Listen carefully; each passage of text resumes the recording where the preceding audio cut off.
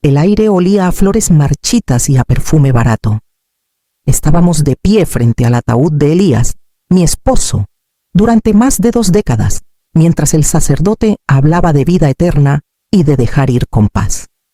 Yo no dejaba ir nada, me aferraba al programa del funeral como si pudiera evitar que todo esto fuera real, como si cerrar los ojos fuera suficiente para despertar en otra casa, en otra realidad, donde Elías todavía me esperaba en la cocina con su taza de café.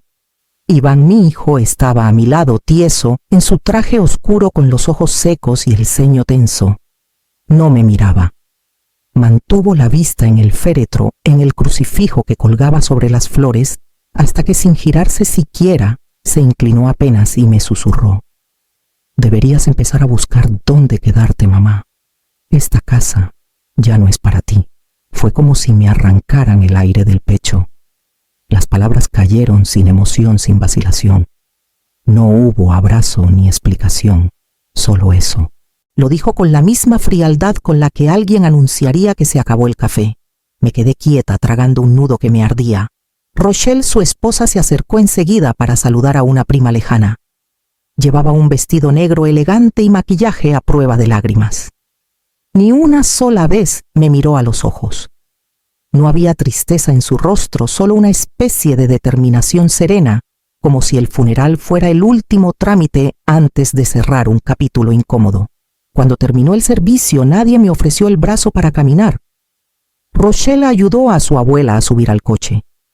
Iván se adelantó hablando por teléfono. Yo entré sola al auto donde solía sentarse Elías. Su aroma aún flotaba en el aire mezclado con la tristeza, con ese presentimiento oscuro que ya se instalaba como una sombra sobre mi pecho. Al llegar a casa, la fachada que durante años fue nuestro refugio me pareció más ajena que nunca. Rochelle abrió la puerta como si fuera suya con una llave que no recordaba haberle dado. Y fue entonces cuando supe que algo más profundo ya se estaba moviendo bajo mis pies. Crucé el umbral de la casa, como si entrara a una réplica de mi propio hogar, algo que se parecía pero que ya no se sentía igual. Rochelle fue la primera en romper el silencio, indicando con voz suave que habían dejado empanadas en la cocina por si tenía hambre. No respondí. Caminé directamente hacia el pasillo, arrastrando mi bolso con el brazo adormecido por el peso del día. Mi habitación, la que compartí con Elías durante 23 años, tenía la puerta entreabierta. Lo primero que noté fue la cama perfectamente tendida, pero con sábanas que no eran las mías. La colcha bordada que usábamos en invierno ya no estaba. La lámpara de mi mesita de noche había desaparecido. Abrí el cajón superior vacío. El segundo también. En el tercero encontré apenas unas toallas dobladas y una vela aromática. Caminé hasta el ropero y al abrirlo sentí un hueco en el estómago. Mi ropa había sido empacada en cajas etiquetadas con rotulador ropa Zaira Libros Baño.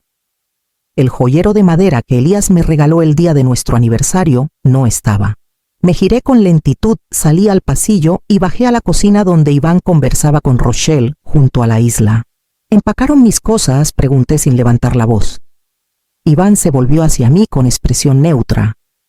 Papá quería que siguiéramos adelante sin apegos, dijo, como si repitiera algo ensayado. Eso no lo decidió, solo respondí. Solo estamos organizando. No lo tomes a mal.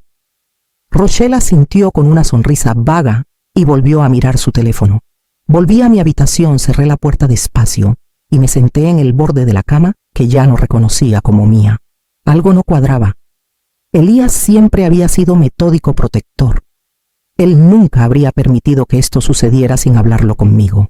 El modo en que se habían apresurado a borrar mi presencia, el silencio que se colaba entre las paredes, el desinterés con el que me trataban. Todo parecía formar parte de un plan que llevaba tiempo en marcha. Esa noche dormí con la chaqueta puesta sin deshacer la cama, con una sensación que no me abandonaría al amanecer. Me desperté antes que el sol con la boca seca y la sensación persistente de haber sido borrada de mi propia vida. La casa estaba en silencio, pero no era el tipo de silencio tranquilo que deja descansar. Era un silencio denso, tenso, como si escondiera cosas detrás de cada pared. Me senté en el borde de la cama y sin pensarlo demasiado abrí el cajón de la mesita que todavía quedaba sin vaciar. Dentro encontré un sobre amarillo con etiquetas despegadas y al abrirlo vi recibos viejos, copias de seguros y entre ellos una hoja que reconocí de inmediato la escritura de la casa. Mi nombre y el de Elías, ambos impresos con claridad, ambos firmados, notariado, fechado, sellado. El recuerdo de su voz me llegó nítido como si aún estuviera ahí. Todo está en regla. Nadie podrá tocarte, Zaira. Me puse un suéter, metí el documento en mi bolso y conduje hasta el despacho de Harlan Yates, el abogado que Elías y yo habíamos contratado años atrás para actualizar nuestro testamento. No pedí cita. Solo entré con los ojos fijos y las manos apretadas. La secretaria me reconoció enseguida y me hizo pasar. Harlan, más encorvado que la última vez, me saludó con una calidez que casi me desarma. Le mostré la escritura, le expliqué lo que estaba pasando en la casa, las cajas, las miradas evasivas, la frase que Iván me había lanzado al oído en el funeral. Revisó el documento con calma. Luego levantó la vista. Zaira, esto está vigente. Usted es copropietaria. Nadie puede desalojarla ni por la fuerza ni con amenazas. Legalmente, sigue teniendo los mismos derechos que antes. Asentí sin saber si sentía alivio o rabia. No estaba tan sola como pensaban. No podían simplemente borrarme. Le pedí a Harlan que hiciera una copia certificada y que la guardara en su archivo. Antes de irme me dijo algo más en voz baja. Si necesita actuar legalmente, me avisa. A veces el silencio solo sirve hasta que uno decide romperlo. De regreso a casa, el mismo silencio me esperaba. Pero ya no tenía miedo de escucharlo. Ahora sabía que en ese silencio yo aún tenía lugar. Guardé la copia escaneada de la escritura en una carpeta protegida con contraseña y la subí a la nube. Luego escondí el original dentro de una Biblia vieja que había pertenecido a mi madre entre las páginas del Antiguo Testamento, donde nadie miraría jamás. No quería que nadie supiera que lo había encontrado. No aún. Rochelle empezó a cambiar. O quizás solo empezó a mostrarse tal como era. Una mañana noté que los envases de comida en el refrigerador ya no tenían mis etiquetas. Mis yogures y frutas habían desaparecido, reemplazados por cosas que yo no comía. El café que antes se preparaba a las 7 en punto ya no estaba cuando me levantaba. En la alacena mis galletas estaban abiertas y medio vacías. Al principio pensé que exageraba, que era solo descuido. Pero luego empezaron los detalles más sutiles, puertas cerradas, con seguro que antes siempre estaban abiertas. Mensajes escritos en la pizarra de la cocina con frases como «Orden es paz», «Todos debemos colaborar» o «El desorden genera conflicto», siempre escritos con el marcador azul que yo solía usar. Nadie me decía nada directamente, pero todo estaba dicho. Una noche, al buscar mi pastillero en el cajón de la mesita de noche, no lo encontré. El sobre con billetes que guardaba como fondo de emergencia tampoco estaba. Revisé 2 veces 3. No había forma de que se hubieran extraviado por accidente. La puerta de mi habitación ya no cerraba bien, como si alguien la hubiera forzado en algún momento en que no estaba. Me senté en la cama con el corazón golpeando fuerte. No era solo hostilidad. Estaban enviando un mensaje. Me querían fuera, no con gritos, sino con una presión constante, invisible y calculada. Pero si esperaban que estallara, no les iba a dar ese gusto. Esa noche volví a cambiar las contraseñas de mis cuentas. Cerré mi puerta con una cuña de goma vieja que aún conservaba del hospital y coloqué una silla trabada contra el picaporte. Ya no era miedo, lo que sentía era estrategia. A la mañana siguiente Rochelle preparaba café como si nada. Yo también. Solo que ahora ambas sabíamos que la guerra ya había comenzado. No podía dormir. Las paredes de la casa parecían murmurar entre sí, llenas de secretos que solo yo podía oír. A medianoche decidí levantarme. Crucé el pasillo en silencio, evitando los tramos de madera que crujían, y entré a la antigua oficina de Elías. Todo seguía casi como él lo dejó, solo que más polvoriento, más triste. Me senté frente a su escritorio, ese mueble enorme de roble donde pasaba horas con sus cuentas, sus papeles, sus cuadernos de notas. Abrí el primer cajón. Recibos de impuestos, facturas del seguro del auto, garantías de electrodomésticos. En el segundo sobres, vacíos, un llavero sin uso, viejas fotos de su padre. Entonces vi el cuaderno azul. Era delgado y estaba doblado por la mitad con la goma elástica estirada. Lo abrí. Dentro había una hoja suelta escrita a mano con su caligrafía precisa, algo temblorosa. La fecha estaba clara en la esquina superior, 11 de abril. 3 semanas antes de que su corazón se apagara. Leí en voz baja, casi sin respirar.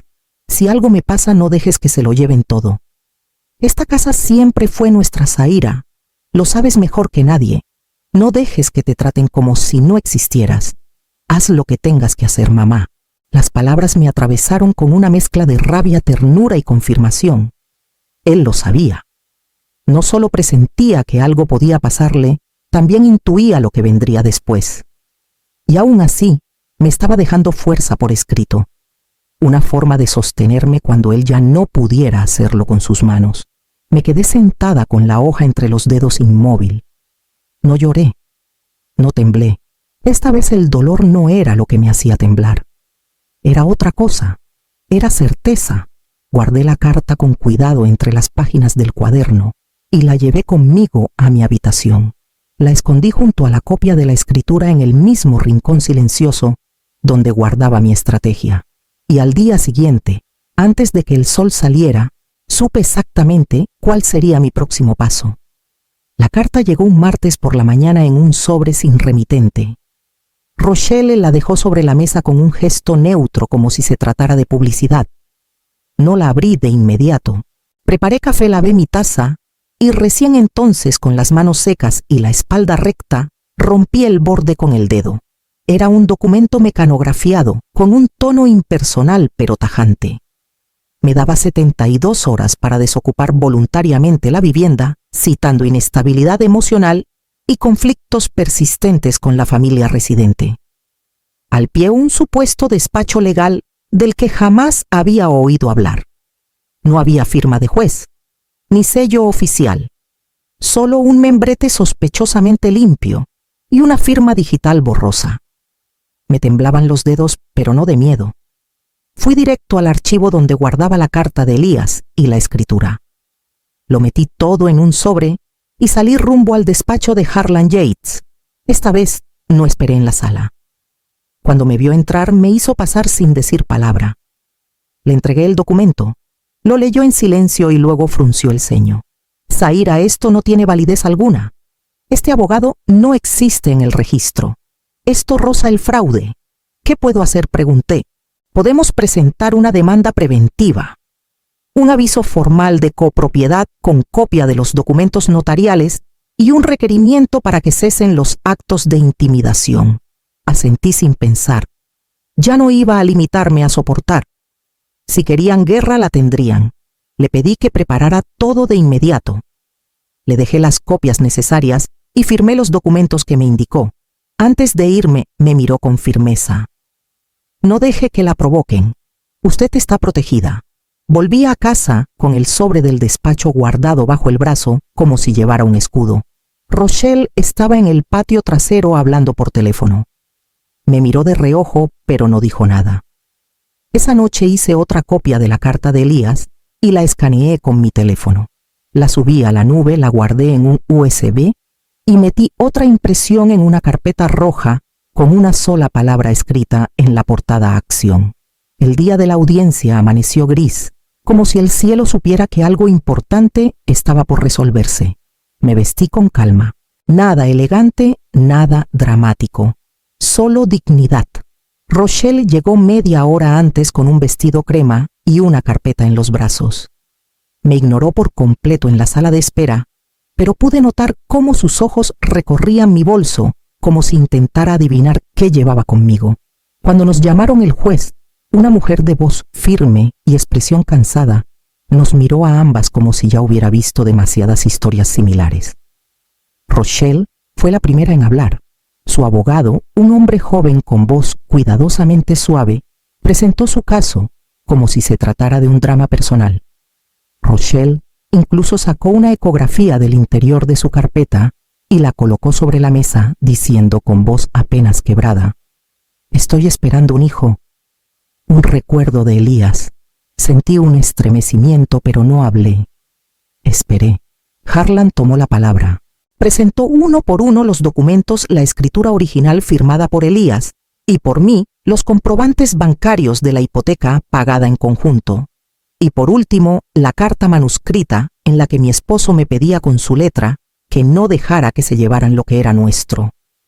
Mi clienta, dijo Harlan con serenidad, ha residido legal y continuadamente en esa propiedad por más de 20 años.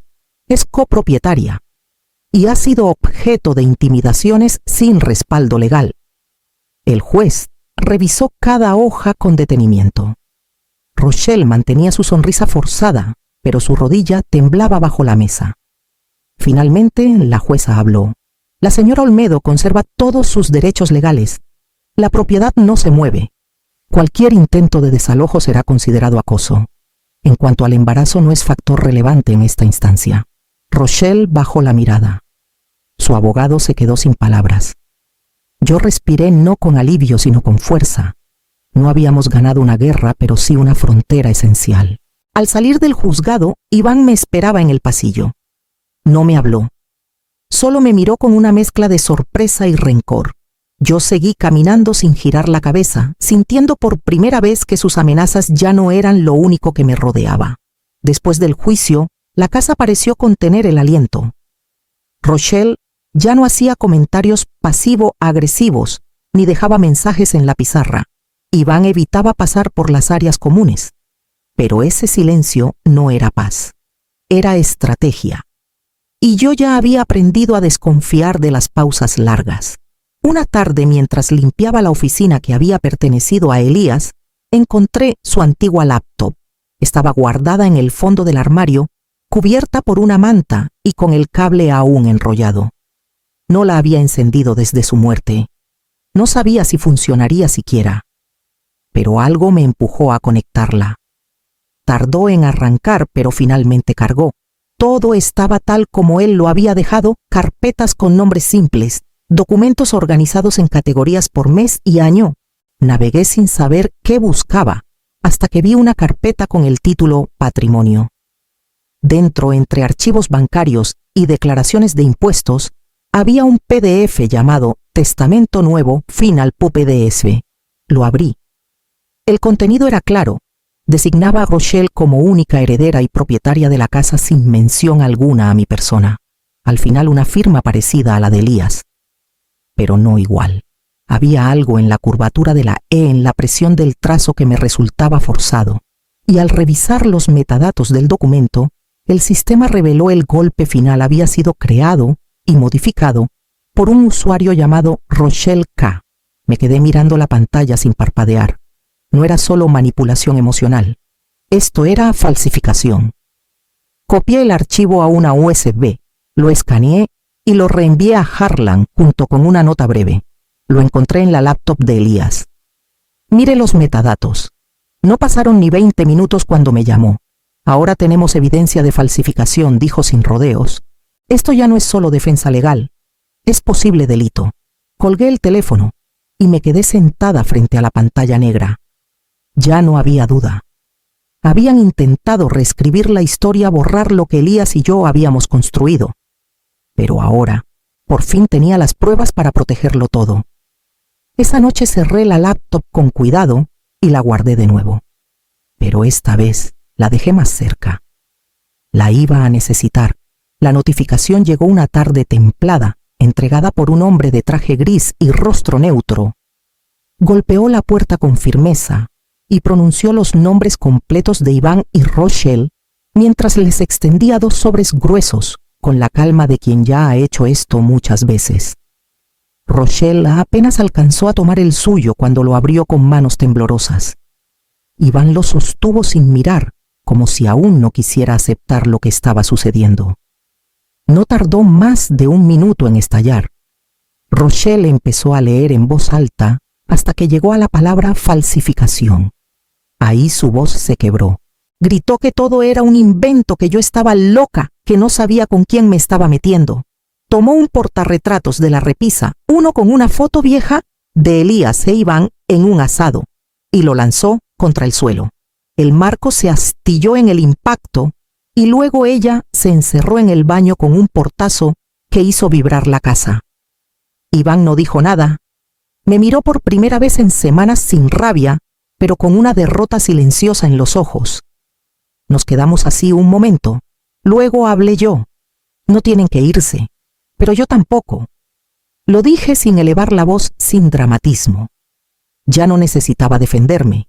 La verdad estaba haciendo su trabajo. Iván asintió, apenas luego bajó la vista y se fue al garaje. No supe si fue para pensar para huir o para fingir que no pasaba nada. Rochelle no salió del baño en toda la noche. Yo preparé mi cena, serví té y me senté a leer en la sala como cualquier otro día. La casa se sentía distinta. No más ligera, pero sí más mía. Como si poco a poco fuera reclamando cada rincón desde el silencio. Al día siguiente, al salir al porche con mi taza de café, noté algo nuevo, una caja de cartón vacía junto a la puerta de la habitación de huéspedes. Nadie la explicó. Nadie preguntó por ella, pero el mensaje ya estaba escrito en los bordes. Pasaron 5 días sin palabras. La casa funcionaba como un reloj silencioso, los pasos eran medidos, las puertas se abrían con cuidado, los platos se lavaban uno por uno sin ruido. Pero por las noches oía el arrastre sordo de cajas en el piso del pasillo, el sonido metálico del cierre de maletas, la conversación susurrada a través de una pared demasiado fina. Rochelle ya no cruzaba la cocina cuando yo estaba ahí. Iván tampoco. Pero no era evitación. Era preparación. La mañana del 6.º día, al salir de mi habitación, el aire tenía otra densidad. Lo sentí antes de verlo. Las estanterías de la habitación de huéspedes estaban vacías. La maleta gris con ruedas que Rochelle solía usar para los viajes a la casa de sus padres ya no estaba. En el recibidor, una sola caja permanecía cerrada con cinta frágil y una nota pegada. No tenía mi nombre.